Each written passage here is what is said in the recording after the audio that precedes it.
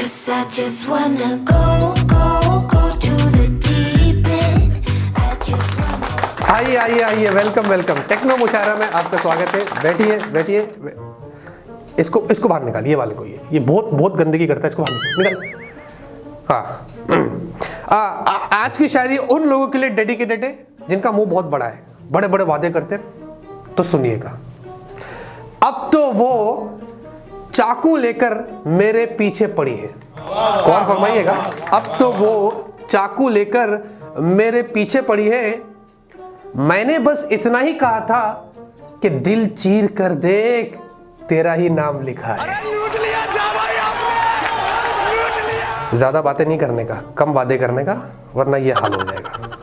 Tech news में आपका स्वागत है। आइए, हफ्ते की आखिरी टेक न्यूज है, लेकिन आज भी गर्मा गर्म खबर है। और हैप्पी वीकेंड एंजॉय करिए। संडे है, कल क्वेश्चन आंसर का इंतजार करना बड़ा मजा आएगा। वैसे पोल की बात करें, मैंने आपसे पूछा था कि Redmi 10 Prime की प्राइस कैसे लगी। 70% से ज्यादा लोगों ने कहा ओवर प्राइस्ड है। मुझे भी वैसे ही लगा था कि प्राइस थोड़ी कम होती तो और अच्छा होता था। वैसे आज हमने Samsung Galaxy Z Flip 3 का फुल रिव्यू किया है। अगर जिन लोगों को ये फोन लेना था तो आप जाके देखिए, बहुत सारे आपकी डाउट्स क्लियर हो जाएगी। लाइक करिए, सैटरडे दोस्तों कर दीजिए ताकि हमारी संडे अच्छी हो जाए।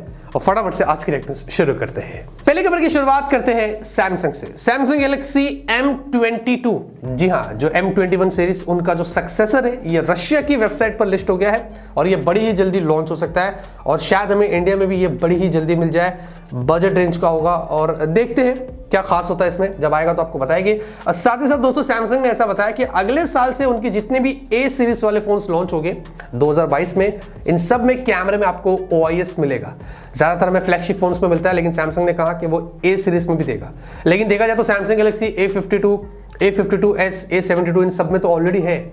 अब ये शायद मुझे लगता है कई बजट फोन में भी ना मिल जाए। सैमसंग के ए सीरीज के जो आते हैं ना, कुछ भी हो सकता है। लेकिन सारे ए सीरीज के फोन्स में उन्होंने बताया कैमरे में OIS मिलेगा और एक बहुत ही अच्छा मूव है सैमसंग की तरफ से। बाकी प्राइस अच्छी रखो तो और भी मजा आ जाएगा। इंटेल दोस्तों वैसे बताया जा रहा है कि नवंबर के महीने में अपनी 12th जनरेशन वाले CPU को अनाउंस करेगा। अभी आपको 11th जनरेशन मिल रहा है, लेकिन 12th जनरेशन वाले ऑल्डर लेक CPUs आ रहे हैं जो एक्चुअली में बहुत ही खतरनाक पावरफुल होने वाले हैं और i9 पर बेस्ड होगा, ऐसा बोल रहे हैं। और साथ ही साथ उनका एक और पावरफुल Z690 मदरबोर्ड भी आ रहा है, वो भी वो लोग लाने की प्लानिंग कर रहे हैं। तो लेट्स सी दोस्तों, इंटेल का ये जो 12th जनरेशन CPU कितना खतरनाक होता है और लैपटॉप्स वगैरह के लिए भी कब आता है, नवंबर के बाद ही पता चलेगा। Realme 8S बाबू, इसका फर्स्ट लुक बाहर आ चुका है। माधव सेठ जी बड़े खुश नजर आ रहे हैं, उनको इग्नोर करिए, फोन पर ध्यान दीजिए। इस तरीके का होगा। सबसे बढ़िया चीज आप देख रहे हैं इसमें क्या है, डेयर टू लिप है ही नहीं कहीं पर। और ये मुझे बड़ा अच्छा लगा। तो बड़े बड़े जो डेयर टू लिप मार रहे थे वो लोग, अब फाइनली वो बंद कर रहे हैं। तो लेट्स सी, हम टेस्टिंग अभी शुरू करेंगे इसकी, देखते हैं कि ये फोन कैसा 9 सितंबर को आपको बताएगा। ठीक है।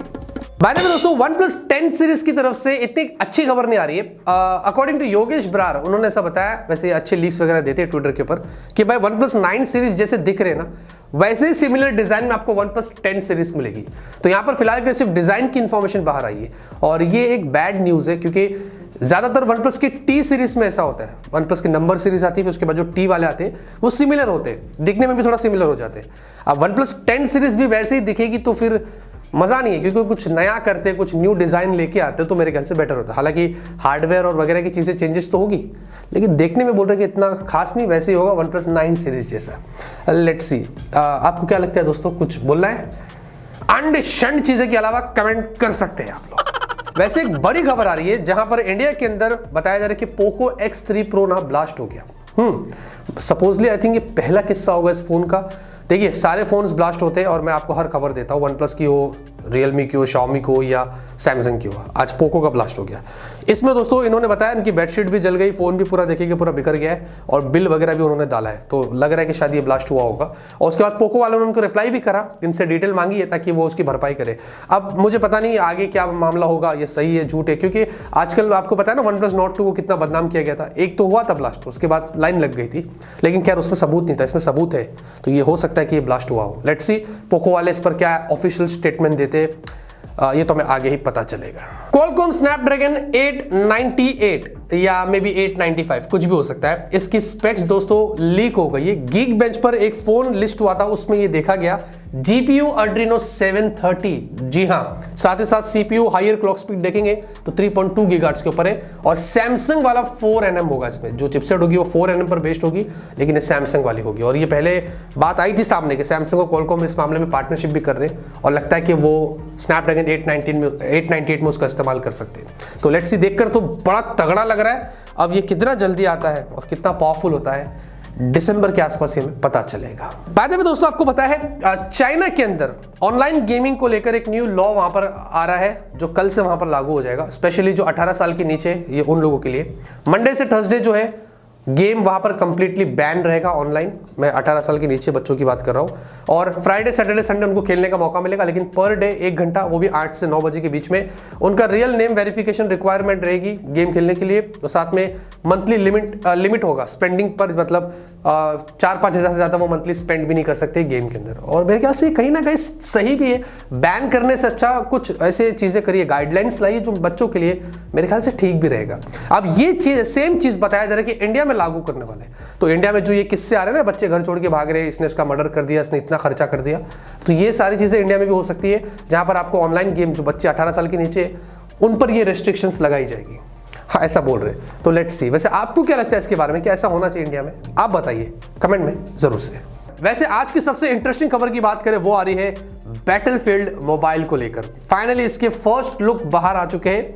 जी हाँ, हालांकि ये गेम 2022 में आ रही है, लेकिन दोस्तों ये लिस्ट हुआ था फिलहाल के लिए बीटा के लिए, और धीरे धीरे ये सभी लोगों को मिलेगा। हालांकि प्ले स्टोर में जब मैंने चेक किया, लिंक आ गई है, मैं आपको डिस्क्रिप्शन में दे रहा हूं, आप जाइए, अगर आप रजिस्टर कर सकते हो तो कर लीजिए, क्योंकि मैंने जब चेक किया तो वो अवेलेबल नहीं था। फिलहाल के लिए ये बोल रहे कि सिर्फ इंडोनेशिया और फिलीपींस में ही जाएगा, वहां पर कुछ लोग टेस्ट करेंगे। लेकिन जो फोटोज निकल कर आए दोस्तों, देखकर बड़ा कमाल का लग रहा है, बहुत अच्छी ग्राफिक्स दिख रही है और साथ ही साथ बहुत सारे मोड्स भी आपको मिलेंगे। तो बैटलफील्ड तो वैसे ही एकदम ज़बरदस्त क्लासिक गेम है ही, ये मोबाइल में भी आ रही है, और क्या स्टोरी होगा, मल्टीप्लेयर कैसा होगा, थोड़े दिनों में हमें इसके बारे में पता चलेगा। क्या आपको पता है दोस्तों, ऐसा बताया जाता है कि 1915 की ये बात है, एक महिला की डेथ हो गई थी। वो क्रिश्चियन थी, उनको उसके बाद दफनाया गया, कास्केट में डाल के अंदर डाल दिए। उसके बाद एक दिन बाद उनकी सिस्टर थी, उनको देखना था उनकी बहन को, क्योंकि वो बहुत दूर थी कहीं, वापस आई, वो बोली मुझे देखना ही देखना है मेरी बहन को। उन्होंने कबर को खोदा और कास्केट को ओपन करके दिखाया कि देख लो, पता चला कि वो तो अंदर जिंदा थी, सीरियसली। उसके बाद वो और 45 साल जी, जो मर गई थी ना, वो 45 साल और जी उसके बाद। सोचो। आज की न्यूज़ ये खत्म। उम्मीद करता हूं आपको आज की न्यूज़ पसंद आएगी। लाइक करिए, तब तक के लिए ऑलवेज कीप स्माइलिंग।